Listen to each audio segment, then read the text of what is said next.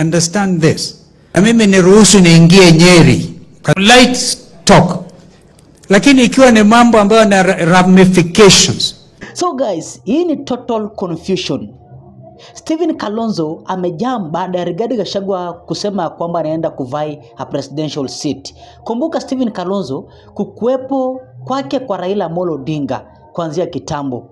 Basi alikuwa anajua tu Raila Odinga akifail mara ya pili ya tatu then atakuwa anampatia pia kuvaya presidential seat. But Raila Odinga pia in 2022 akakatalia akapeperusha hiyo bendera ya kama flag bearer wa Azimio tukuemo Kalonzo Musyoka. Unaona watu wangu, Raila Odinga akawa amebetray Stephen Kalonzo. And now Stephen Kalonzo ameamua kujoin Rigathi Gachagua ili pia amuendorse. Juu Stephen Kalonzo anaelewa vizuri tena zaidi kwamba huyu Rigathi Gachagua ni mtu impeached, aweze vai. Rigathi Gachagua lazima atamu endorse. Ukweli wa mambo ni kwamba Rigathi Gachagua amedeclare kwamba yeye atavaya presidential seat and Kalonzo amejam. Ikawa ni kama betrayal ya Raila Amolo Odinga. And show me like na nasema thanks for your great support. Skiza. Understand this. As we speak, our country is divided in the middle. You can't manage Kalonzo. We are not here to be managed. Ati waongee tu ndio sasa mkamue maziwa, whatever it is. I want you to know this is very serious business. Mheshimiwa Gachagua, you are reputed to speak the truth. I congratulate you. Lakini wakati mwingine ulienda Ukambani akawaambia watu wenu huko, ni watu wenu, mambo yako. Na ukasema mmegawa nchi, huko ni nyumbani. Na mimi niruhusu niingie Nyeri, kazone nyumbani. Tuongee kikamilifu mambo haya. On how to unite this nation. We have only this one nation. It pains me. Kumbuka Mheshimiwa, I think it is our sister from Naivasha. I think there's another one who's saying, I think it's a county women rep wa Murang'a. Huyu ananielewa vizuri. Anasema Kibaki did me a favor. Let me tell you, if there's one thing which is true, serikali ya Kibaki ilikuwa imeenda. Now I was not given in a silver platter. Ati Kibaki has done me a favor. We discussed na tukawa, when I became the 10th vice president of our country, it was because we had to bring this nation together. Wakikuyu walikuwa na wawa, mainly in the Rift Valley. Mimi nikapigilia kisu chini. Ilikuwa imewekwa hapa kwa Kibaki. Kumbukeni hayo. Ukweli wa Mungu. On a light note, Mheshimiwa Gachagua. Light talk. Lakini ikiwa ni mambo ambayo na ramifications. Sasa hivi, believe you me, happens, nobody will run away from them. But truth be told, if Gachagua was to be a presidential candidate, there are people who will feel that they are being shortchanged because they thought that being impeached is he has been given an eternal punishment of never contesting. Wakili, what political risks are you seeing, especially for the united opposition? Many would have hoped that Gachagua would work in the background and boost one of them, and I think they were very comfortable with that idea. The fact that Gachagua comes out also now as a possible presidential candidate, don't you think that that could change the dynamics somewhat within that grouping? Well, at the outset, I need to state that I'm not here to speak for him. I wouldn't know. But from the outset, once you read, because your context was Mashara Gaido's article, I mean, I can't sink that law because what Mashara Gaido's article, with tremendous respect to him, nothing to demean Masharia in the least. I mean, he is so invested in these diatribes and accusatory remarks. Oh, you know, Gachagua never seemed to have learned from his fallout or, you know, the impeachment. Gachagua is a tribe of bygone. Gachagua has all these failings as a leader, and he ought to have seen the light by now. And he has, as it were, according to Macharia, accentuated the wrongdoing that led to his, fall from grace. I should say fall from grace rather than orchestrated fall from grace. I don't know whether he should bear the burden of uniting the opposition, or it should be the responsibility of the entire people, or should I say the conglomerate, the people who see themselves or view or project themselves as the opposition. It should be the obligation, the burden of everyone who wants to be there to, contribute to that unity. So what I see is a disappointment that Gachagua, from my own view, Gachagua was perceived to have, taken a laid-back position. I'm not going to offer myself for the presidency, but I'm going to pull the voting bloc that is behind me, behind anyone who is out there to offer himself or herself.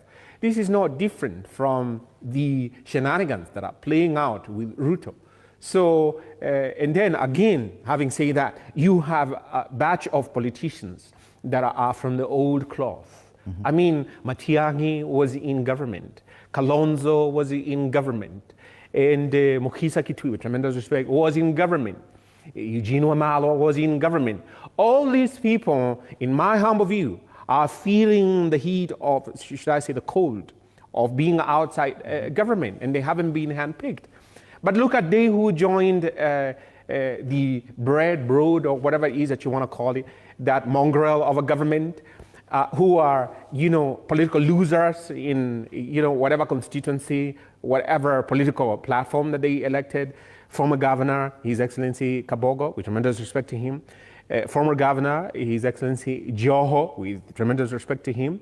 Former governor for Nakuru. Yeah, absolutely. Those are people who were, as they were, in the cold, but they were co-opted in government. This is not the way we are supposed to be led as a Kenyan people, where government becomes a platform for political failures, and we don't have new blood, new ideas injected into governance. Okay. So I'm saying, if Gachagua has disappointed they who wanted to see a front for a united opposition, too bad for them. Because in my view, the responsibility should be upon each one of they who are in the opposition. In your assessment right now, in that united opposition, do you feel like they've left it to Gachagua to carry the burden of uniting the opposition? Absolutely, which is why I'm saying the disappointment is going to be more accentuated. It's going to be more acute, and probably is what Macharia Gaither is speaking in his article in the Daily Nation at page 15, where he says that, with this sort of thing, Ruto has a walk in the park sort of scenario in 2020. No! That's not to say that, nobody will come up there. How about Okia, for instance, if he offers himself and the Kenyan people accept him? And I'm not saying that they will. But when we have a black swan sort of scenario, Fred shows up, or, he shows up. Come on, yeah, absolutely. Why are we saying that these people are the ones to spearhead the opposition against Ruto? I reject that notion. And this is the sort of railroading our ideas that we should accept these are the people. The Kenyan people have gotten to a point, I don't want to use in the police example to say that, look, you get out, and, we are done, over with you. I'm not saying that we take that approach. But I think the sort of scenario that we are headed to is that you look at what we're being offered by Ruto, two-term, and we say, now look, we can't go through what you've taken us through. And then you look at the opposition and we say, no. Even you people, we cannot go with you because you don't seem to be having anything different. We've been observing regarding Gachagua and the actions he has taken. And of course, the by-elections that are coming up on November 27th are a big indication of what, and the burden that Rigathi Gachagua is. When we come to the case of Mberenov, he's the only one who appears to be ceding ground for the sake of unity. He withdrew his candidate from Mberenov. Other parties like Jubilee, which is supposed to be in that fray, did not withdraw a candidate. Other parties, and I'm mentioning all of that, even his own candidate had to jump ship and is still in the fray. Don't you see that, yes, indeed, Rigathi Gachagua appears to be the one more concerned about the unity of this opposition. The rest feeling they can do whatever it is they need to do. And that is affecting his position there. In fact, Dimbole, this is what now clearly, showing the maturity on the progress to move to unity. And remember that, in fact, if you want to attain the bigger picture, you must be seen to be of a decision making from smaller things. Because if this intended united opposition is intending to have a broader unity at the end, then the leadership should start from these small portions of by-election. There's no need of this united opposition to fight for award contest. What you need to check is to use the graphics that can give you the best candidate. And if the best candidate does not come from my party, but the best candidate seems to be coming from a particular party within our united front, then the leadership is to probably to sit and allow the stronger candidate to take the mantle. And the example is that very position where Gachagua was pushed not by the Mbele people, but by the design that he did his own survey. And his survey gave him some realization of some strength. And he realized that his party in Mbele is number one because it has had over 60%. But in terms of his candidate, he was slightly lower than the candidate known as Karis, who is the Democratic Party. And for that reason only, he decided, yes, then if already the ground has shown who is the most preferable candidate, then for the unity, we need to fight and support this stronger, all of us, so that we can win that position. And I think that's the leadership. I don't think that we need to fight in these small portions if really we are working for the bigger picture. And in short, let me tell you, nobody should blame Gachagua to have declared his presidency today, even though his journey to presidency might be stuck ahead. He has a party, and there is no any single law in Kenya which has renewed him to be a party leader of a particular party. And therefore, he is building his party nationally and making his party stronger. Who has said that, in fact, even his party cannot be able to brought up another candidate if Gachagua cannot, in any way, can be stopped by any nature. Yes, yet withdrawing a candidate for such a contest in Mount Kenya region, which Gachagua himself was keen to show that he is in control over, that's an indication of something. We will not get another opportunity for a mega by-election like this one, 23 by-elections across the country. What other opportunity to show your prowess as a newly formed political party when you're withdrawing candidates for such a contest? You know, prowess and reason, they are not, most of the times they are not good neighbors. Sometimes you could say prowess, that I can do this and that, but sometimes you allow reason to prevail.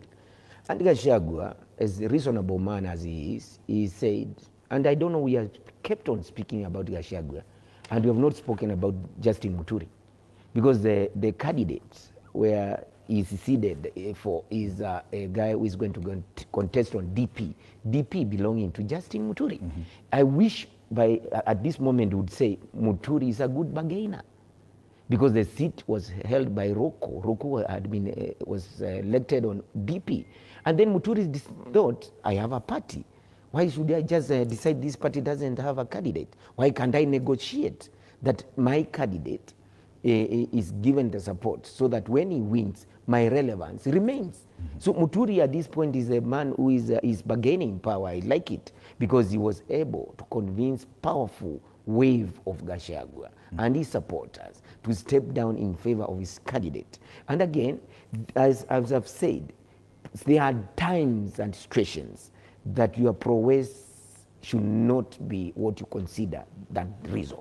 There are some times when reason is more important than prowess. Mm-hmm. In this sense, if you allow you become a stronger person if you allow the weak persons to have their day. Mm-hmm. You become a stronger person. He doesn't want to force things, and after all, this is by-election. DCP was born the other day, And before DCP came into existence, there was DP. And that's why I insisted, the people who are there before he joined them should be so strong that they are the ones who are taking him round, but not him seeing that he's the one who is taking them round. Right. And for this reason, when Gachagua decides that DCP, let's have the candidate from DCP not contesting against a candidate of DP, and he wants the opposition to be united. That gesture needs to be respected, and I wish all parts of the country where there is such kind of competition between this and that, they could behave in such a manner if they really respect him. Yes, the question is, are the rest of the leaders in that front doing the same? Because if you look at the headlines today and on most of the front pages, the stuff, for example, they're talking about inside Gachagua and Kalonzo teams, 2027 game plan.